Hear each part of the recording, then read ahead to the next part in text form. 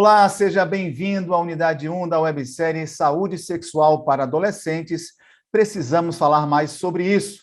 Eu me chamo Bruno Cássio e nesta unidade vamos abordar alguns temas que, por vezes, geram tensão, dúvidas e barreiras para o diálogo entre pais, professores e adolescentes sobre saúde e sexualidade. Nossa conversa ocorrerá ao longo de 5 episódios e neste primeiro vamos discutir as principais dificuldades, mudanças e conflitos para quem acompanha e vivencia o período da adolescência. Mas antes de iniciar a nossa conversa, queremos apresentar aqui nossas convidadas especiais. Caroline Klutinka, pós-doutorado em enfermagem, ela possui essa experiência, também é professora do Departamento de Enfermagem da UFRN, na área da saúde da criança e do adolescente. Tem experiência em pediatria, na média complexidade, saúde do adolescente na escola e adolescentes privados de liberdade. Seja bem-vinda. Temos também como convidada aqui Tereza Cristina de Moraes, psicóloga, que é doutora em Psicologia da Educação pela USP, coordenou projetos de prevenção às DST-AIDS junto a populações e grupos mais vulneráveis na Secretaria Municipal de Saúde do município de São Paulo. Pois bem, sejam bem-vindas. As duas convidadas vão nos ajudar aqui nessa discussão. Muitos pais e professores relatam receio e dificuldades para responder aos questionamentos e também dificuldades para dialogar com seus filhos e alunos adolescentes, quando o assunto é a sexualidade, onde de fato se inicia a adolescência e como podemos auxiliar nossos adolescentes nessa fase da vida. Então, de cara, essa pergunta para que nós possamos refletir. Como dialogar, sendo família, sendo escola, com adolescentes, falando sobre sexualidade? Começar refletindo um pouquinho sobre o que é adolescência, né?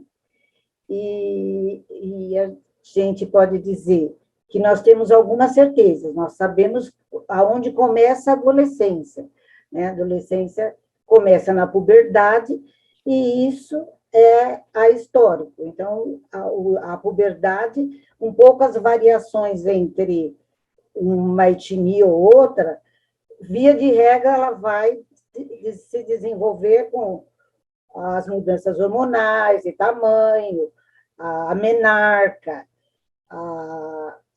o crescimento do menino e da menina. Essa questão, eu acho que é um consenso. O que não é consenso é como se viver essa adolescência, né? A psicologia sociohistórica, ela diz assim, a gente não pergunta o que é adolescência, a pergunta que se faz é como se constrói esta adolescência. Ou seja, a adolescência, ela está circunscrita a grupos sociais, a como os valores de uma dada sociedade interpretam a vivência dessa faixa etária em determinado momento da vida, né? Considerando, inclusive, que todos os conceitos eles são construções sociohistóricas, né? Nós não podemos esquecer que a infância é um conceito que foi construído por nós homens, a família foi construída, e a adolescência não é diferente. E mais interessante ainda é pensarmos que a adolescência é um dos conceitos mais jovens que a gente tem, o último conceito no que diz respeito à evolução da infância, à velhice, à maturidade, à velhice, a adolescência é um dos conceitos mais jovens que a gente tem. Ele foi cunhado pela primeira vez em 1904, com um psicólogo estadunidense que traz essa questão da adolescência como turbulência, porque até então, até o século XVIII, XIX, não existia adolescência. Portanto, a gente tem que refletir nessas questões para podermos intervir de uma forma mais impactante como educadores nessa faixa etária, porque se nós partirmos do princípio que sempre foi assim, a gente tem grande chance de não intervir. Porque se nós pensarmos, só para a gente ter uma ideia, há uns séculos atrás, os seios grandes da menina e o menino, os músculos começando a se desenvolver, era sinal claro que a menina estava pronta para a maternidade e o menino estava pronto para o quê? Punhar armas, espadas. Ou seja, hoje os seios fartos é um sinal na nossa sociedade moderna A atual é sinal de sexualidade, é o sinal de beleza, e o menino é o sinal de bombadão, de bonitão, passa longe da questão da maternidade e de desenvolvimento de atividades para a guerra, para o trabalho. Então, é interessante nós contextualizarmos essa adolescência para a gente poder começar a pensarmos como educadores e como atuarmos, intervirmos nessa faixa etária, sob a ótica dos valores que nós concebemos na sociedade moderna que estamos localizados. É desse lugar que a gente fala. Recuperando um pouquinho a pergunta, como auxiliar as pessoas nessa fase, né, caracterizando a adolescência, também auxiliando adolescentes nessa fase tão importante da vida com informações, aí informações de qualidade sobre a questão da sexualidade, sobre saúde. A sexualidade na adolescência, ela vai se configurar como um fenômeno biológico, psicológico, social. Então, tem uma série de fatores que vão influenciar a maneira como esse adolescente ele se enxerga no mundo, né? A experiência que ele teve, não só, né, na adolescência propriamente dita, na faixa etária, né, se for segundo a Organização Mundial de Saúde, entre 10 e 19 anos, não só o que ele vive na adolescência, mas as relações significativas que ele teve na sua infância, na sua adolescência também, se já iniciou ou que em estágio está suas transformações físicas, psicológicas. Então, tudo isso interfere na maneira como ele se vê no mundo e como ele vai vivenciar essa sexualidade, né? Também ele está dentro de uma sociedade que vai ter um conjunto de valores, de crenças. Então, a maneira como a gente vai iniciar esse diálogo, ele não se preocupa apenas em quantos anos essa pessoa vai ter, mas que realidade, que experiência de vida eles já têm, né? Por exemplo, eu trabalho com adolescentes na escola, a abordagem inicial vai ser eu trabalho com com adolescentes que já, por exemplo, já são mães aos 14 anos, então a abordagem sobre essa conversa será diferente. Mas, de modo geral, né, a gente espera que esse diálogo sobre sexualidade, ele acompanhe, né, o desenvolvimento desse indivíduo. Por exemplo, alguns temas nós já trabalhamos com a criança, né, sobre órgãos sexuais, higiene íntima, quem pode ou não tocar seu corpo, né, são assuntos que a gente já trabalha desde a infância, e à medida que ele vai crescendo e chega, então, né, no ensino fundamental 2, chega na adolescência, nós vamos considerar outros assuntos que não são apenas um diálogo específico a respeito do sexo, né, tem uma preocupação da família, inclusive, ao iniciarmos esse tipo de tema, né, na escola, geralmente junto com a professora de ciências ou biologia, que haja uma apologia ao início precoce da vida sexual, quando, na verdade, sexualidade é mais do que simplesmente falar a respeito, né, do início da atividade sexual. Sexualidade envolve autoconhecimento desse adolescente, respeito ao espaço e ao corpo seu e do outro, consentimento do que vai ser feito ou não, esse adolescente, como ele se vê no mundo, e também questões relacionadas sobre sexo, que vai ser, né, como desenvolver a atividade de educação sexual, enfocando a questão de prevenção de gravidez indesejada, infecções sexualmente transmissíveis, mas são etapas que nós vamos como degraus que a gente vai subindo, a gente já não chega falando a respeito do ato sexual em si, começa conhecendo esse adolescente no mundo, que experiências ele já teve, se coloca como um colega, como um parceiro que vem ali acrescentar informação àquilo que ele já tem, né, porque ele já tem algum conhecimento, seja pelos seus pares, né, seus colegas, seja por pesquisa que ele faz sobre vivências que ele já fez, e a partir desse conhecimento inicial que ele já se coloca nessa conversa, e essa conversa pode ser na escola, né, com professores ou com profissionais de saúde indo até a escola, iniciando esse tipo de conversa, ou com os pais, né, e se houver alguma dúvida que naquele momento daquela conversa, o pai, o professor, ou mesmo o profissional de saúde não saiba sanar, é possível se colocar também como vulnerável, né, o adolescente vê que aquela pessoa que está conversando com ele, apesar de ser um adulto, não sabe de tudo, e juntos vão pesquisar, vão buscar a solução. Então, se colocar também com alguém que está em construção, alguém que, mesmo adulto, continua em processo de aprendizagem, facilita essa comunicação, e sempre o adolescente como partícipe desse processo, dessa conversa, dessa educação em saúde, e não apenas como algo vertical. Chegar lá para fazer uma palestra, por exemplo, é um tipo de abordagem que nós não gostamos, não sugerimos que seja feita. Há uma questão polêmica na sociedade moderna, que é o momento certo, o momento adequado para identificar como dialogar com o adolescente. Então, eu queria perguntar aqui para as nossas convidadas, como identificar o momento certo para iniciar esse diálogo sobre sexualidade, sobre saúde? Eu queria contextualizar um pouquinho alguns conceitos para a gente poder seguir nessa discussão. Tem um historiador, um militante britânico chamado Geoffrey Wilkes, que ele faz uma distinção que eu acho bem bacana a gente trazer aqui para a nossa reflexão, que é uma distinção sobre sexo, sobre gênero, papéis sexuais e sexualidade. E trazendo para a nossa sociedade, nós brasileiros, aí Richard Parker, que é um antropólogo radicado no Brasil, que também trabalha com questões de sexualidade, ele vai dizer assim, que a nossa sociedade, a sociedade brasileira, ela é extremamente erotizada.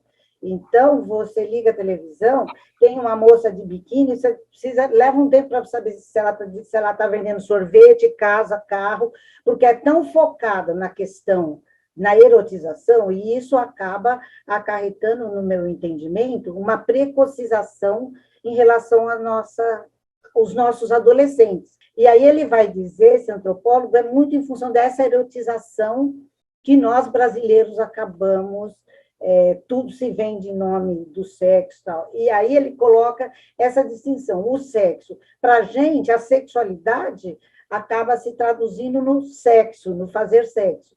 E aí é interessante a gente refletir, o sexo, o que é o sexo? O sexo são os órgãos genitais, é aquela questão de você dizer, uma vagina é a vagina nos Estados Unidos, é a vagina no Paquistão, o pênis é o pênis na Rússia, é o pênis na China, e fim de papo. Esse é o sexo, né?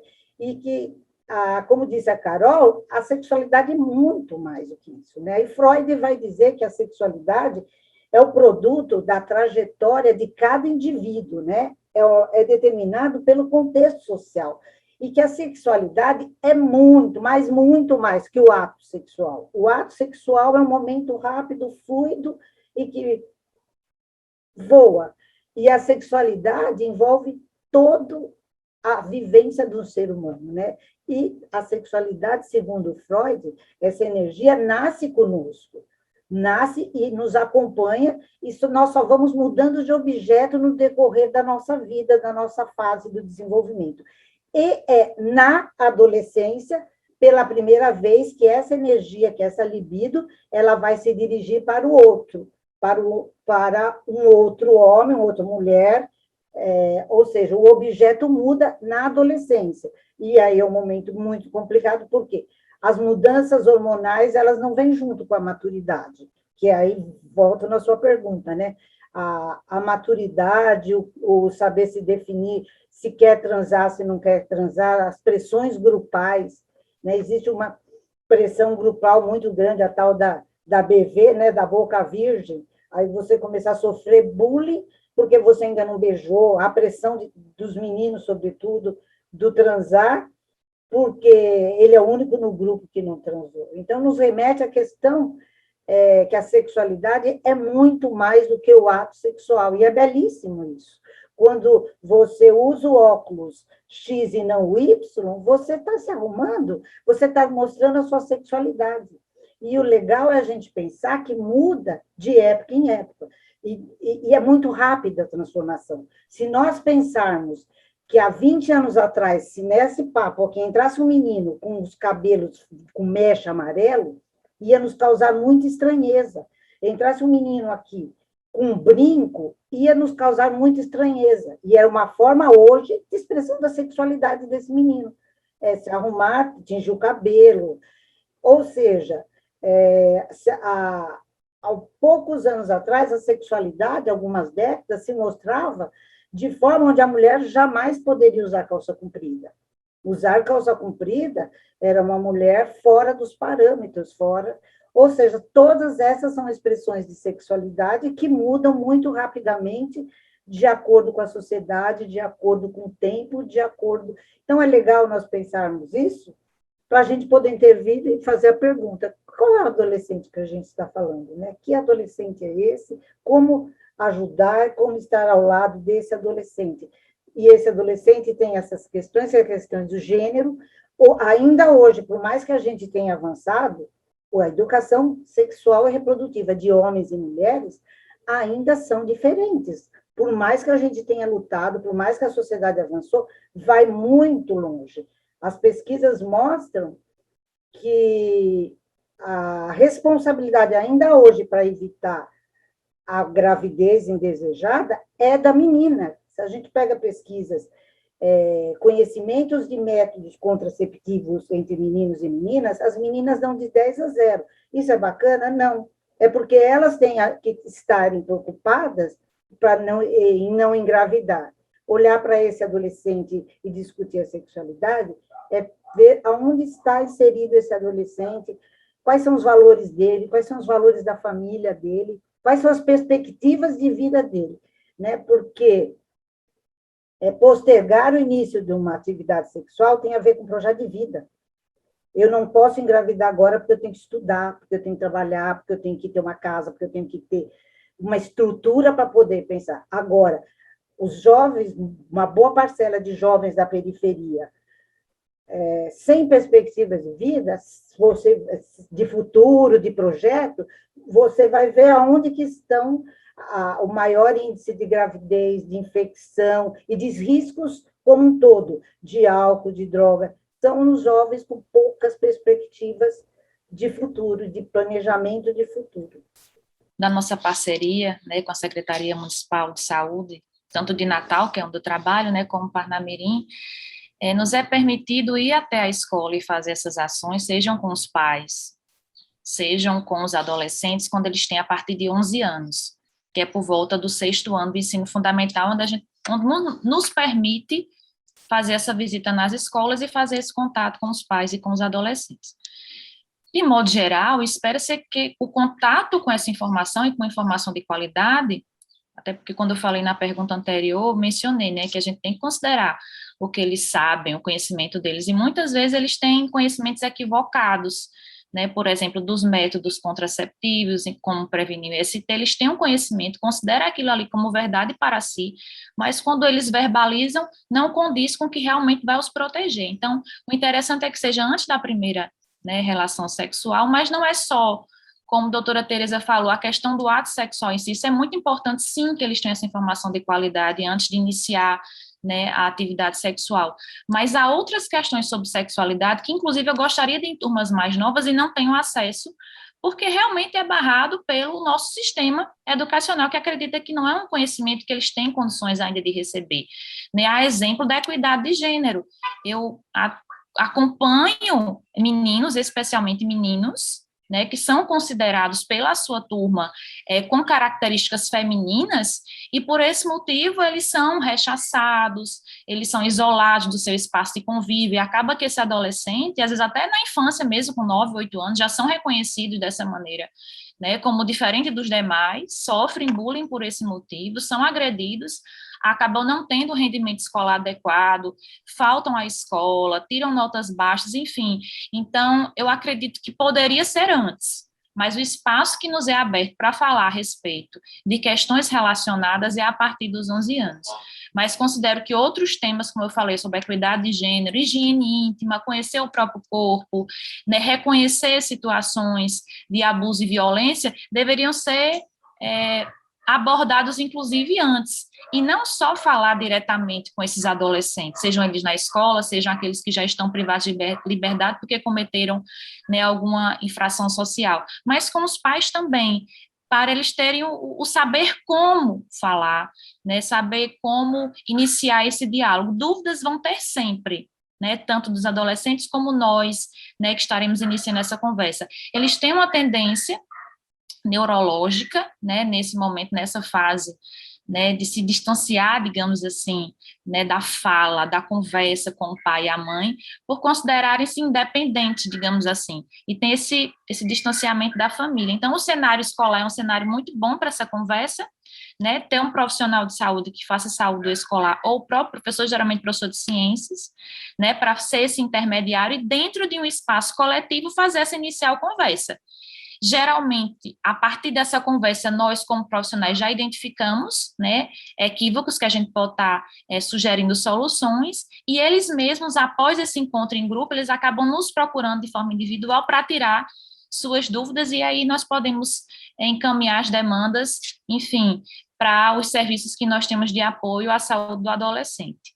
Pegando o contexto também da sociedade brasileira, como iniciar essa primeira conversa em casa, na escola, entre amigos, e o que é que deve ser abordado nessa primeira conversa?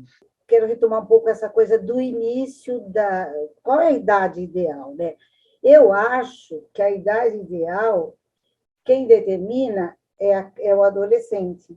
É tão comum, e aí eu faço um recorte da nossa sociedade como adulto, não só como educador barra professor, educador barra profissional da saúde adulto. A gente, como nós temos muitas dificuldades com a nossa própria sexualidade, porque não fomos educados para lidar com ela, então a gente tem uma série de dificuldades que a gente tem que haver com a gente às vezes acaba fugindo dessa conversa, porque a gente não tem resposta nem para a gente.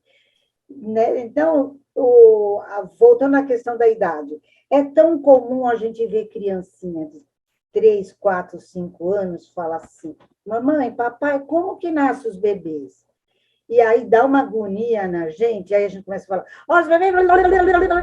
Quando você vê, a criança já foi embora, porque essa demanda não é dela, a ansiedade é nossa, a demanda é nossa. Então, eu parto do princípio que as perguntas têm que vir do outro, e do outro independente da idade, porque uma criança de 5 anos, ela tem que ter alguma orientação no campo da sexualidade? Tem, por exemplo, tem crianças que o tempo todo mexendo nos órgãos genitais, né? Tem crianças que se expõem,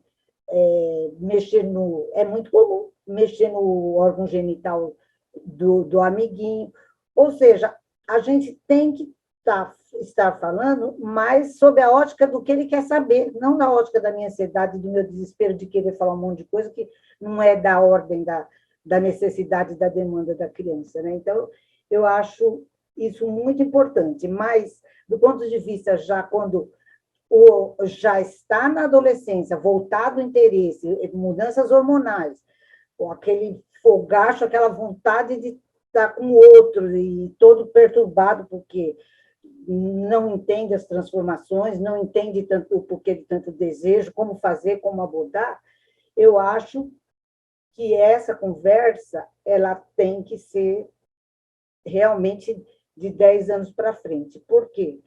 Se nós pegarmos há uns 30, 40 anos atrás, a média de iniciação sexual era de 18 anos. Hoje a média é de 13, 14. Então, não tem, nós profissionais de saúde, nós educadores, nós não temos para onde correr. Se eles estão começando a vida sexual, e todas as pesquisas apontam para isso, de 13, 14 anos, nós temos que arrumar formas de estarmos discutindo com eles nesse período já. E discutirmos o corpo erótico, porque eu sempre gosto de repetir, não é o corpo reprodutivo que engravida. Não adianta eu saber que se eu colocar o pênis e a vagina, isso daí praticamente todos os adolescentes sabem. Agora, como e que hora e aonde, que idade eu posso lançar mão de um ato sexual para além do pênis e da vagina, mas de todo o contexto que envolve essa situação. E aí nós estamos aprendendo juntos. Acho que a Carol falou um pouco isso. Quantas respostas nós não temos, mas esses momentos são importantíssimos para a gente estar discutindo essas questões.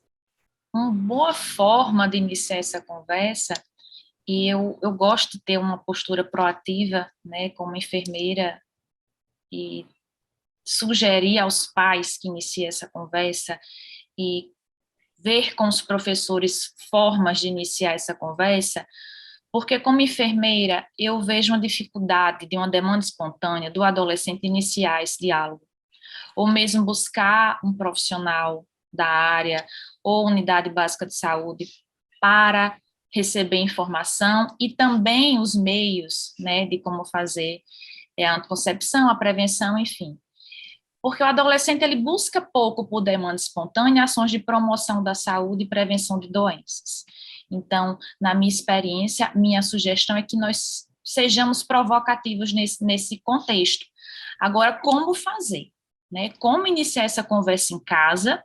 Né? Se vai ser diretamente, algumas vezes uma pergunta muito direta para você já transou? Você já teve uma relação sexual? Talvez assuste. Né, ele e o adolescente se trave e não continue a conversa com os pais, né, talvez uma conversa que comece, por exemplo, você já menstruou, enfim, você já está com algum namorado, um tipo de conversa mais que ele se sinta confortável para responder, e depois, e como você se sente com isso?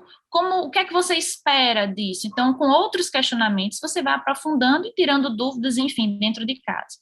Algumas vezes esse contato com os pais é mais difícil, né, por questões do nosso contexto histórico-social, que está tendo dificuldade de uma relação mais próxima, inclusive da família com a criança, né, os celulares, enfim, os dispositivos de internet estão afastando um pouco essa conversa mais íntima entre pais e filhos. Talvez na próxima geração de adolescentes a gente também encontre a maior dificuldade dos pais conversarem a esse respeito, ou também acreditar que o celular por si só, ele pesquisa no Google e já vai ensinar tudo, o pai não precisa falar nada, ou no YouTube.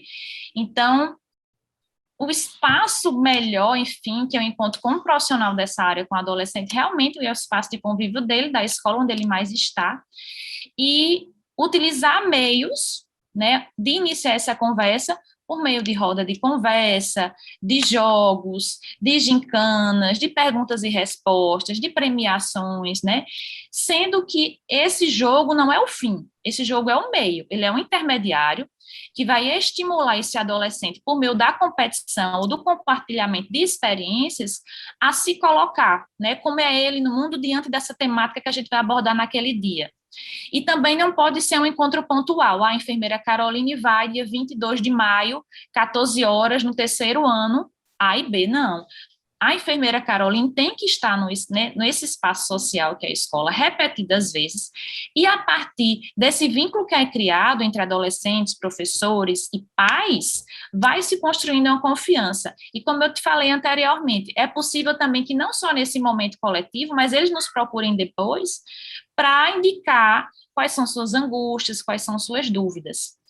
E evitar que eles nos procurem já quando acontece um problema, que geralmente é assim que acontece, né? Ou a menina está com atraso menstrual, ou com alguma queixa ginecológica, e o menino também. E só retomando uma coisa que a doutora Tereza falou anteriormente, há uma responsabilização, a menina maior, quando, por exemplo, acontece uma gravidez não planejada, né? Socialmente há essa responsabilização para que a menina tome um anticoncepcional, seja o oral ou o injetável. Então, há essa responsabilização. E aí, nesse trabalho, na escola, nós temos que ter esse olhar também, né, de trazer essa responsabilidade também para o menino e, nessa ação de saúde, fazer com que ele pense no futuro. Por exemplo, o adolescente ele tende, por uma característica do desenvolvimento neurológico cognitivo, de ser muito imediatista. Então, meu prazer do momento. Então, você vai ter o prazer nesse momento, mas faça ele refletir que consequências ele pode ter, né, com aquela ação, né, seja de um filho, seja de uma doença que ele vai ter que conviver para sempre, que consequências isso vai ter no futuro. Então, ao fazer ele refletir no futuro, ajuda ele a mudar o comportamento hoje. Mudança de comportamento não é fácil. Ele está dentro de uma sociedade e tende a reproduzir. Então, como profissional, a gente tem que refletir como e quando começar a fazer isso, visando favorecer o pleno crescimento e desenvolvimento desses adolescentes. Nossa websérie está apenas começando, então tem muitos temas ainda para serem debatidos por aqui, mas para encerrar nosso bate-papo virtual, um último questionamento.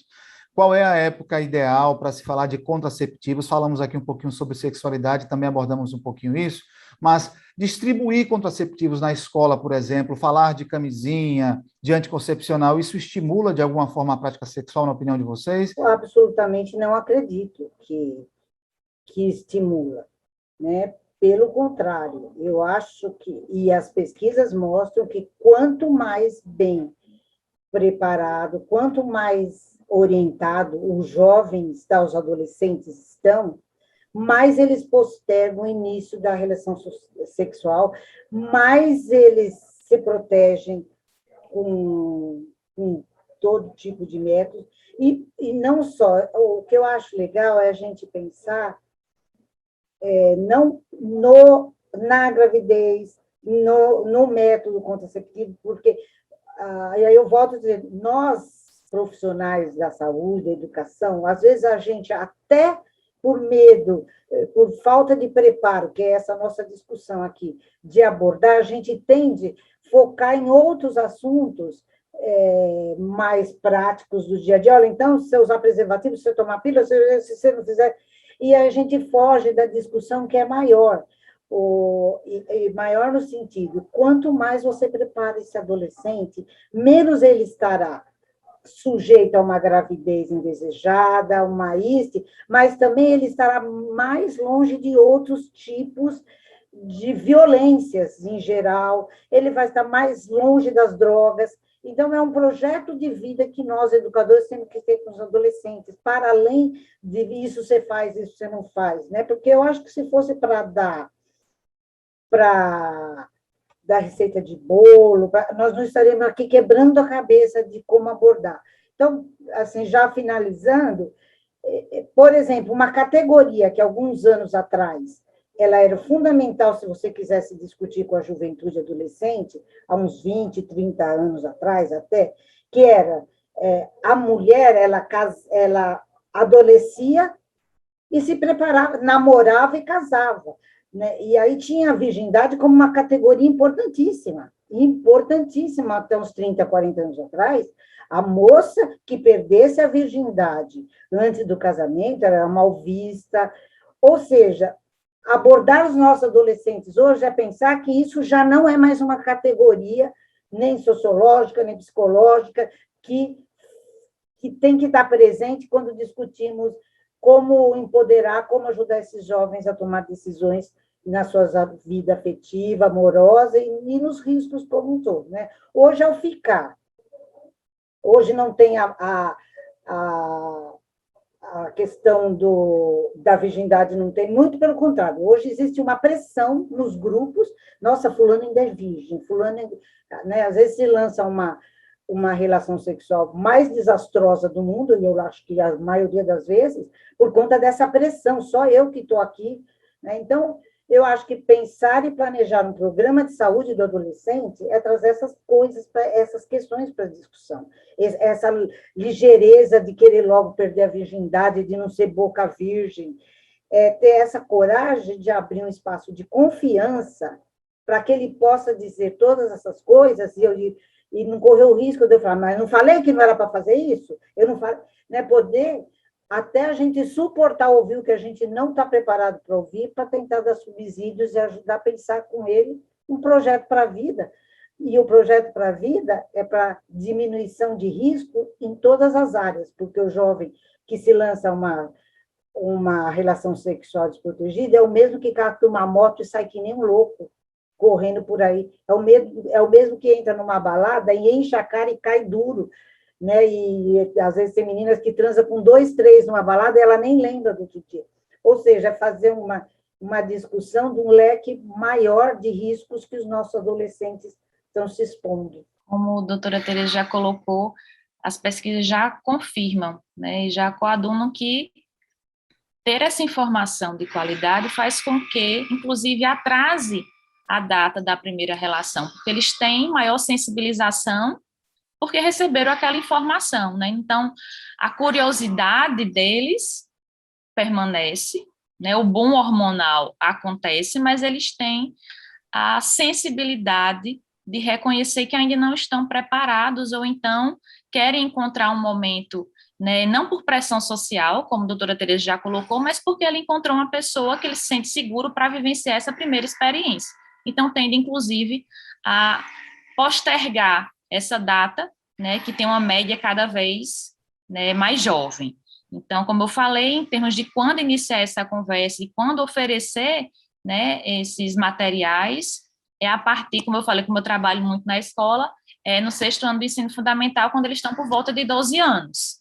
Mas lembrando que, inclusive, essa entrega e essa conversa, antes de fazermos isso, nós conversamos com os pais, para que eles compreendam o que vai ser feito, né? É o roteiro da atividade, a ação educativa que vai ser feita é explicada aos professores, aos pais, e havendo a concordância, então, a explicação, a demonstração de como utilizar, e se eles quiserem, é optativo, eles recebem o que a gente chama, né, de kit, mas não são todos, inclusive, que se sentem confortáveis para receber nesse primeiro momento. Então, temos alguns minutinhos para encerrar a conversa, só para deixar, então, a mensagem para pais, professores, casa e escola, que ficam naquela dúvida onde começar a conversa, se em casa, se na escola, qual a orientação para esse conflito de gerações, né? A comparação, na minha geração ocorria dessa forma, na geração atual é diferente, cada vez mais baixa a faixa etária que se inicia a sexualidade, ou falar sobre sexo. É importante, quando Carol fala, a gente fala com os pais, eu acho muito importante trazer esses pais para a discussão, respeitar os valores que essas pessoas têm dentro de casa. Assim, por mais que eu acho que a todo momento é importante travar essa discussão com os jovens no sentido de empoderá-los, a gente não pode desconsiderar que esses jovens vêm de orientações familiares que variam de família para família, inclusive, né? E uma outra questão, e que não passa pela questão moral, é a questão de limite. Então, eu quero fechar dizendo uma coisa que, para mim, é muito cara. Nesse momento da adolescência, a forma como a adolescência tem sido encarada na nossa sociedade, nesse momento, faz com que nós adultos, a gente acaba se desresponsabilizando e colocando essa crise da adolescência como se fosse algo naturalizado. E não é. Então, você vê muitos pais, inclusive, falando assim, ele não responde quando eu pergunto porque ele é adolescente. E ele está nervoso assim, nem olha para a cara de ninguém porque ele é adolescente. E aí, eu falo de desresponsabilizar, porque eles dizem assim, não, limite é limite. Nós, das gerações mais velhas, nós temos que apontar alguns caminhos, sim, porque senão qual foi a vantagem de eu ter vivido mais, você ter vivido mais e deixar os que estão vindo a toda a sorte? Isso daí, eu diria até que é uma sacanagem com os mais jovens. Se nós vivemos mais, se nós somos uma geração posterior que tivemos a oportunidade já de nos vermos em situações que nos obrigou ou pelo amor ou pela dor, como dizem alguns, nos obrigou a amadurecer, a gente tem obrigação de apontar isso para os nossos adolescentes, sim. Não é tirar o direito, muito menos desconsiderá-los como cidadãos de direito, que têm vontade, que têm desejo, que têm querer, mas ajudá-los nessa trajetória. Então, essa questão de falar, ele vai para a balada, eu tenho medo de falar que hora que ele vai voltar, porque senão ele traumatiza, gente. Limite é importantíssimo para amadurecer. Sem limite vai ser um adulto que vai dar mais trabalho ainda para a sociedade, vai deixar a sociedade mais violenta ainda. Eu só queria compartilhar que uma dificuldade que eu tive faz uns 11, 12 anos que eu trabalho com adolescente na escola, e sempre a família. Falar com a família era uma dificuldade, geralmente era por meio de cartas, de termos que iam e vinham, mas eles, junto comigo, eram uma dificuldade. Com a pandemia, nós passamos a fazer atividade de educação e saúde por meio remoto, né? Nós estávamos na escola, mas por meio de chamadas de vídeo, como a gente está fazendo agora. Então, nesse espaço de agora é a oportunidade de convidar esses pais, né? Então, naquele momento, eu não estava só com 90 alunos dos 7º anos. Eu estava com 90 alunos dos 7º anos e o pai, mãe ou irmão mais velho ali junto, e nós convidávamos para estar lá, né? E dentre os temas que a gente trabalhava, a sexualidade, mas houveram outros também.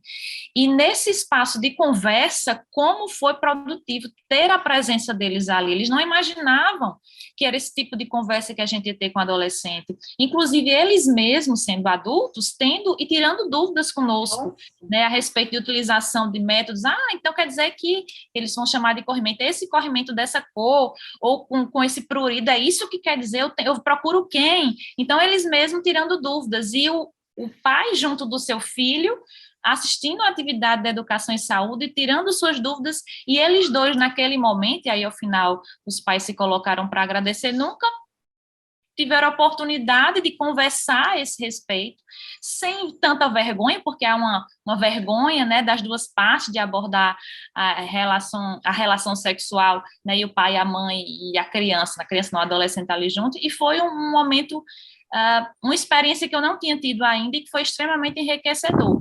Por isso que eu reforço, se houver uma oportunidade de fazer essa conversa com um profissional e ter essa família junto, é muito importante para que eles saibam o que nós estamos fazendo e também para que, ao fazer essa atividade da educação em saúde, a gente possa considerar outros elementos, como a doutora Tereza falou também, que é os valores dessa família, os costumes, e considerar isso, tendo como produto final que a gente quer uma informação de qualidade, para que cada um possa fazer suas escolhas e suas escolhas com segurança. Muito obrigado, então, pela participação das nossas convidadas especiais que marcam a abertura dessa websérie. Esse foi só o primeiro episódio. No próximo episódio, vamos discutir sobre comportamento de risco, vulnerabilidade de jovens e adolescentes. Até lá!